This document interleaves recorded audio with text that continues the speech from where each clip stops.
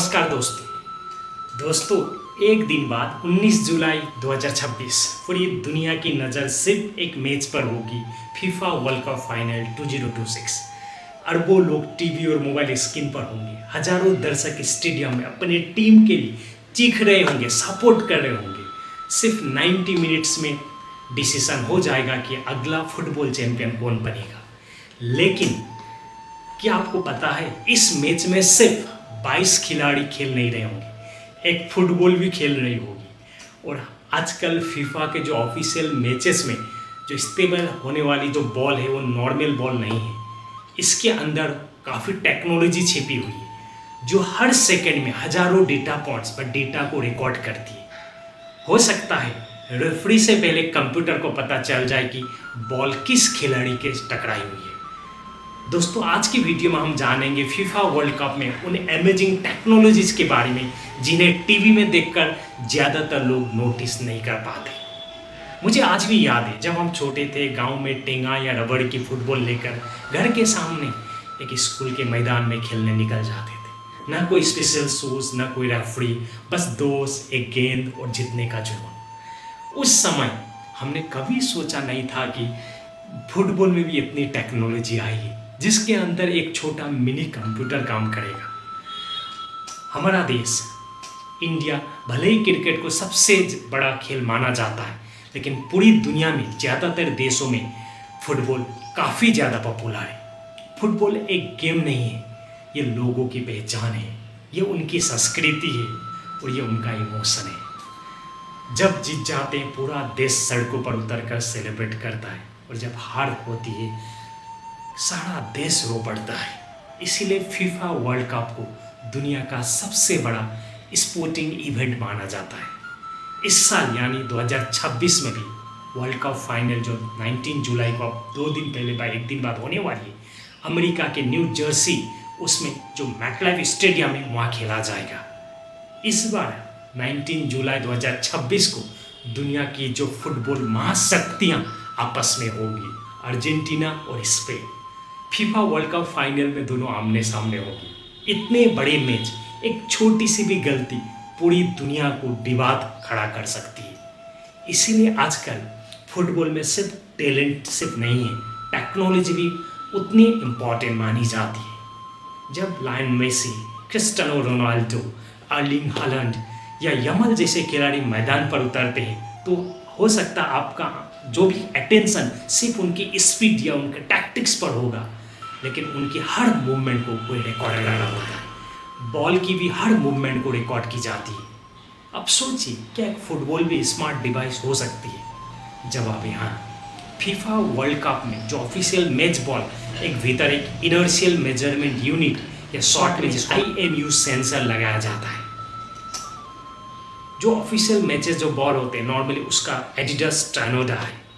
The name comes from the एक Spanish words, उससे आया हुआ है। ट्राई मतलब 3, ओनोडा मतलब वेब्स, क्योंकि इट्स सिंबलाइजिंग जो आजकल जो होस्ट कर रहे हैं ना 3 नेशंस, USA, कनाडा और मैक्सिको। ये एक जो चिप रहती है, माइक्रो इलेक्ट्रॉनिक्स मॉड्यूल्स होता है जिसमें एक्सेलेरोमीटर, जायरोस्कोप और रिचार्जेबल लो पावर बैटरी होती है। माइक्रो कंट्रोलर और वायरलेस कम्युनिकेशन का सॉकेट भी होता है। ये सब कुछ बॉल के भीतर होता है, यानी एक तरह का ये फुटबॉल मिनी कंप्यूटर ही है। एक्सेलेरोमीटर बॉल की एक्सेलरेशन मापता है, स्पीड मापता है। जायरोस्कोप उसकी रोटेशन, स्पिन रिकॉर्ड करता है। और माइक्रो कंट्रोलर पूरे सेंसर डेटा को प्रोसेस करके ultra low latency wireless link के माध्यम से कंप्यूटर तक भेजता है। यानी सेंसर हर सेकंड में लगभग 500 डेटा को रिकॉर्ड करता है। वो बॉल की पोजीशन, स्पीड, डायरेक्शन, रोटेशन, यानी बॉल कितने भी तेज से जा रही है, किस दिशा में जा रही है, कितनी स्पिन कर रही है और किस मिलीसेकंड में कर रही है, किस खिलाड़ी ने इसको टच किया, ये सारी जानकारी तुरंत कंप्यूटर को डेटा की तरफ से मिलते जाता है। यानी अब मैदान में सिर्फ खिलाड़ी नहीं दौड़ रहे होते, सारे डेटा भी एक साथ दौड़ रही होती है और जानते डेटा का पावर अप। यही है पहली टेक्नोलॉजी जिसको हम बोलते हैं कनेक्टेड स्मार्ट बॉल टेक्नोलॉजी। लेकिन कहानी यही से ख़त्म नहीं होती है। चलो, बॉल के भीतर तो एक चिप है, वो सब कुछ डेटा सेंड कर रहा है। दूसरी होती है ऑफसाइड। आप पूछ सकते होंगे अगर बॉल डेटा भेज रही तो क्या ऑफसाइड पकड़ा जा सकता है? यहीं आती है दूसरी टेक्नोलॉजी की, जिसको हम सेमी ऑटोमेटेड ऑफसाइड टेक्नोलॉजी बोलते हैं। स्टेडियम के छत पर व उसके नीचे कहीं camera, high speed tracking cameras लगे होते हैं। हर खिलाड़ी के शरीर को अलग अलग मतलब रेफरेंस पॉइंट मानकर लगभग 29 अलग अलग रेफरेंस पॉइंट को लगातार उन हर इंडिविजुअल खिलाड़ी को ट्रैक किया जाता है। अब कंप्यूटर के पास दो तरह के डेटा होते हैं, एक जो बॉल आईएमयू सेंसर, एक दूसरा कैमराज का डेटा। हर जो भी इंडिविजुअल प्लेयर्स होते हैं उसके ट्रैकिंग्स, इट्स नॉट वन पर, उसका हर बॉडी का अलग अलग पार्ट्स का ट्रैकिंग किया जाता है अलग अलग रेफरेंस पॉइंट्स से। इन दोनों डेटा स्ट्रीम को जोड़कर कुछ ही सेकंड में बता देती है कि खिलाड़ी ऑफसाइड था या नहीं, बॉल पहले था या खिलाड़ी पहले था। कि दोनों डेटा है, डेटा कभी झूठ नहीं बोलते, ध्यान रखें। लेकिन फाइनल डिसीजन आज भी रेफरी का ही होता है, लेकिन टेक्नोलॉजी उसे पहले से ही कहीं ज़्यादा एक्यूरेट बना देती है। अब बात करते हैं तीसरी टेक्नोलॉजी, जिसको हम बोलते हैं गोल लाइन टेक्नोलॉजी। अगर बॉल इतनी तेज़ी से गोल लाइन से पार करे, कभी कभी रेफरी, अल्टीमेटली वो भी ह्यूमन बीइंग कंफ्यूज हो जाता है, बॉल गोल पोस्ट से भीतर गई या जस्ट साइड से निकल गई। और इतनी फास्ट मूवमेंट होती रहती, कभी कभी क्विक ट्रैक करना इतना ईजी नहीं होता। तो उस केस में गोल पोस्ट के सामने काफ़ी हाई स्पीड कैमराज लगातार बॉल को ट्रैक करते रहते हैं। जैसे ही पूरी बॉल गोल लाइन से पार करती है, 1 सेकंड के कम समय में रेफरी के स्मार्ट वॉच में मैसेज आ जाता है कि ये गोल है, इसमें नो बहस, नो कन्फ्यूजन, सिर्फ एक्यूरेट डिसीजन मानी जाती है।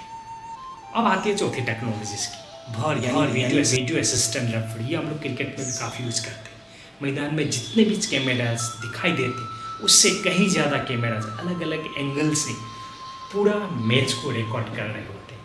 गोल, penalty, data, rotations, movement, everything. Red card कब हुआ, किस बेस पर हुआ, या किसी भी विवादित फैसले की स्थिति में भेड़ जो टीम होती है, वीडियो असिस्टिव रेफरी होता है, अलग अलग एंगल से रिप्ले देखती है और रेफरी को सलाह देती है। लेकिन अंतिम फैसला, जो फाइनल डिसीजन, आज भी इंसान ही लेता है। टेक्नोलॉजी से मदद करती है, इसलिए हम बोलते हैं ना युवा उड़ान चैनल में, hence technology is a tool not a master. अब समझते पांचवी टेक्नोलॉजीज। ये पूरे सिस्टम का ब्रेन है, एआई और real time data analytics. Ball का जो सेंसर के data, IMU data, high speed cameras data, goal line data, VAR data, इन सभी से आने वाले डेटा को, डेटा पॉइंट्स या रेफरेंस को algorithm within the second process करती। यही वजह है कि आज के जो भी मैच में डिसीजन पहले से कहीं ज़्यादा फास्ट और एक्यूरेट होते हैं। देख लीजिए फुटबॉल में भी इतनी ज़्यादा टेक्नोलॉजी। लेकिन अब सबसे बड़ा सवाल, क्या बॉल के अंदर लगी चिप ये बता सकते कि हैंडबॉल हुई कि नहीं? जवाब है नहीं। बॉल के अंदर लगी जो भी चिप होती है वो सिर्फ ये बता सकती है कि बॉल को टच कब किया गया, और लेकिन बॉल हाथ से लगी, कंधे से लगी, सीने से लगी या पैर से लगी, ये सेंसर नहीं बता सकता। इसके लिए high speed cameras, video assistant referee और एआई सब मिलकर फाइनल डिसीजन लेते हैं, क्योंकि ये काफ़ी कॉम्प्लिकेटेड टास्क भी है। इतनी फास्ट में सब कुछ मूव होता है, तो उस टाइप का वहाँ सेंसर नहीं लगा रहता है कि स्किन या आपका हैंड स्किन है और this is foot skin. It's a very very difficult problem too, but इसमें काफ़ी रिसर्च का स्कोप है।